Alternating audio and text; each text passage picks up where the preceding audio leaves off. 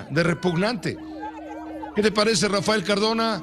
Vamos con tu cristalazo por ahí, si estás de acuerdo. Muy buenas noches, Rafa. Bienvenido. ¿Qué tal, Pepe? Me da mucho gusto saludarte.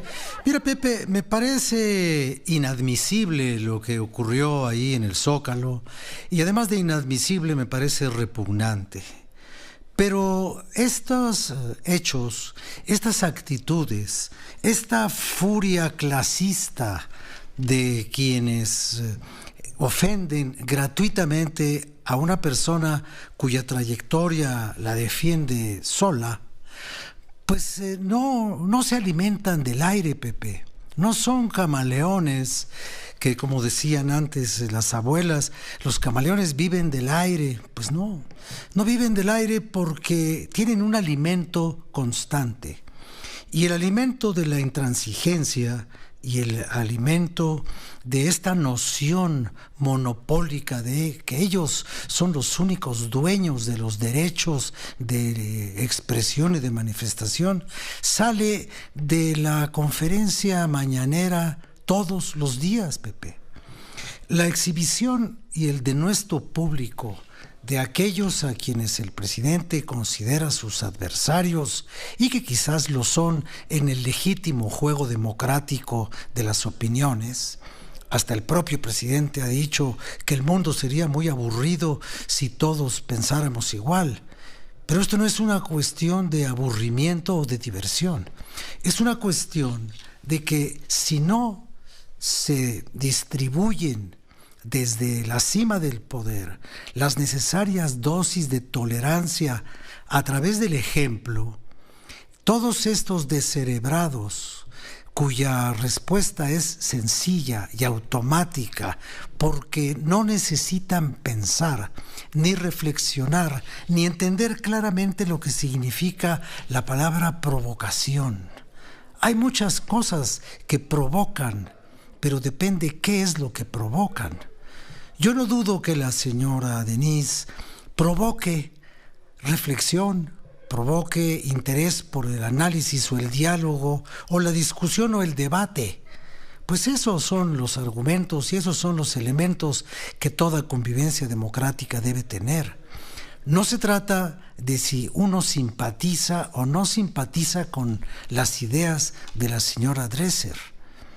Se trata de que la señora Dresser, como todos los demás ciudadanos de este país, tienen el derecho y la protección constitucional para externar sus puntos de vista, para reunirse con quien quieran, donde quieran y para decir lo que quieran.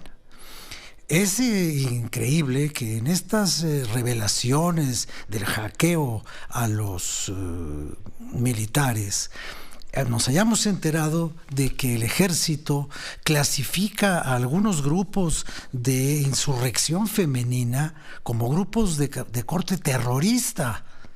Y uno se pregunta si de veras estamos viviendo en el terrorismo de que una mujer, por muy agresiva como pueda ser y por muchos pañuelos verdes o morados que se cuelgue del cuello de las muñecas, puede ser considerada terrorista. ¿Qué no entiende el gobierno mexicano lo que es el terrorismo? Y usan la unidad antiterrorista para expropiar propiedades en Santa Fe. Ese es el antiterrorismo que quieren practicar. Pero por otra parte, Pepe, y volviendo al asunto del Zócalo, esa plaza no le pertenece al presidente, no le pertenece al gobierno de la ciudad, no le pertenece a Morena. Así ellos la amurallen y le pongan vallas y le pongan rejas y le pongan conciertos para entretener a la chusma. No es de ellos.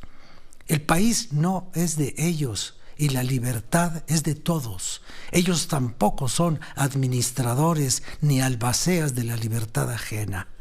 Entonces, lo único que estamos viendo es que la verdadera provocación a la injuria, al insulto, al riesgo físico y en un caso excesivo a alguien que salga con un arma y ataque a una persona que el presidente ha señalado como su adversaria, eso es un fascismo que se transmite por televisión.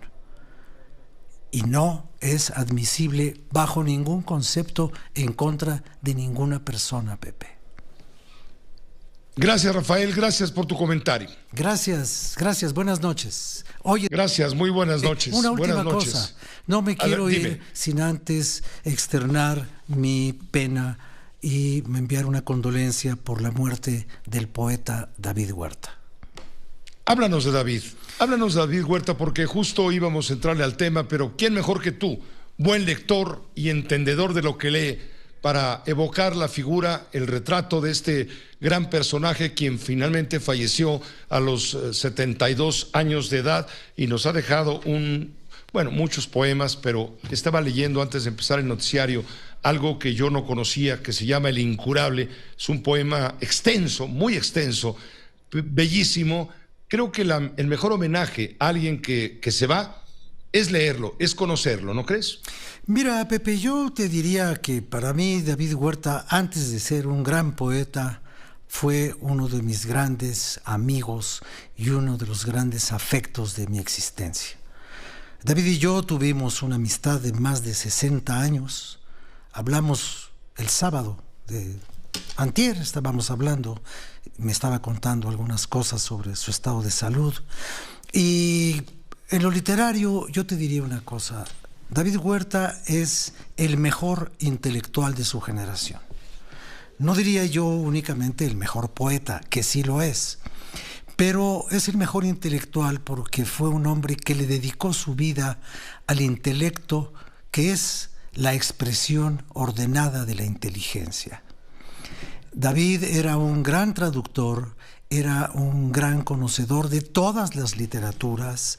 A mí me dejó muy impresionado su amistad con el premio Nobel de Derek Walcott, y me impresionaba profundamente que cuando éramos muy jóvenes, él ya le mandaba y recibía respuesta a cartas a Lezama Lima, que es como hablar de un tótem.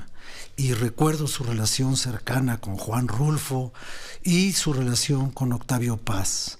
Él tenía la cátedra Octavio Paz en la Universidad Nacional Autónoma de México, y fue su momento de fundación y de inicio de esta cátedra hace unos cuantos meses, cuando en San Ildefonso se inauguró ahí el monumento funerario del maestro Octavio Paz. David Huerta fue un hombre imprescindible en la evolución de las letras mexicanas, y David Huerta es un poeta de un estilo verdaderamente, para usar una palabra de López Velarde, porque él también era el presidente del patronato de la casa del poeta Ramón López Velarde, y yo diría que toda su obra poética es impecable y diamantina. Un hombre de fulgor, un hombre de sabiduría, un hombre que jamás conoció la pedantería de otros intelectuales, un hombre sencillo, devoto de la amistad, devoto del amor, del cariño, y para quien yo no tengo más que un enorme hueco en el corazón. Gracias, Rafael. Gracias y buenas noches. Es Rafael Cardona, su cristalazo, haciendo la evocación, claro, de David Huerta, personaje imprescindible de la cultura nuestra. Insisto, hay que leerlo para conocerlo. Esta fue una producción de Grupo Fórmula. Encuentra más contenido como este en radioformula.mx.